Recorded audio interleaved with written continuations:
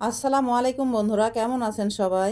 আজ আমি একদম ঘরোয়া স্টাইলে গ্রামের মতো পরিবেশে নিজের হাতে 50 জন মেহমানের জন্য রোস্ট রান্না করব।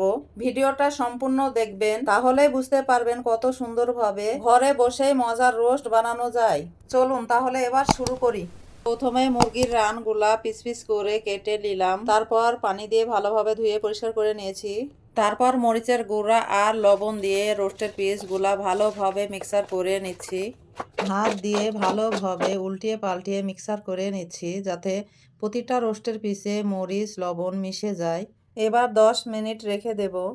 এবার কিছু পেঁয়াজ কুচি ভেজে নিচ্ছি, ব্রেস্তা করার জন্য রোস্টের উপরে ছিটিয়ে দেব। তাই দেখুন পেঁয়াজগুলা বাদামি কালার হয়ে গেছে। এবার ছাকনা দিয়ে পেঁয়াজের ব্রেস্তাগুলা উঠায় নিচ্ছি। এবার ওই একই তেলে রোস্টের পিসগুলা ভেজে নিচ্ছি। ভালোভাবে উল্টিয়ে পাল্টিয়ে এপিট ওপিট করে ভেজে নেব। বাদামি কালার হয়ে গেলে রোস্টগুলা উঠিয়ে নেব। রোস্ট ভাজা কমপ্লিট। এবার আমি একটি পাত্রে রোস্টের মশলাগুলা সব এক জায়গাতে মিক্সার করে নেব। প্রথমে ঢেলে দিলাম আদা রসুন জিরা বাটা।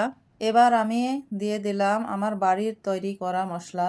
এতে আছে ধনা জিরা কাঠ মশলা, এলাচ, পাঁচফোড়ন, পরিমাণ মতো লবণ, গুঁড়া মরিচ দিয়ে দিলাম।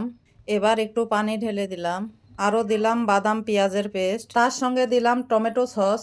এবার রোস্টের মশলা দিয়ে ভালোভাবে নেড়ে চেড়ে মিক্সার করে নিচ্ছি।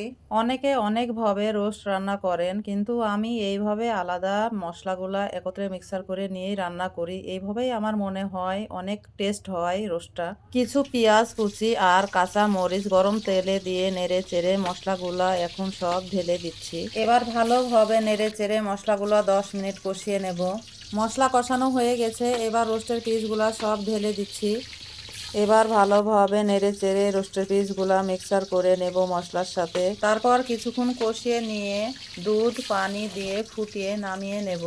দুঃখের বিষয়, পানি দুধ দেওয়া অংশটুকু শুটিং করা হয়নি। তৈরি হয়ে গেল গ্রামের স্বাদের কম খরচে রোস্ট রান্না। এভাবে রান্না করে খাবেন তো জিভে চাট লেগে থাকবে, আবারও রান্না করে খেতে ইচ্ছা করবে।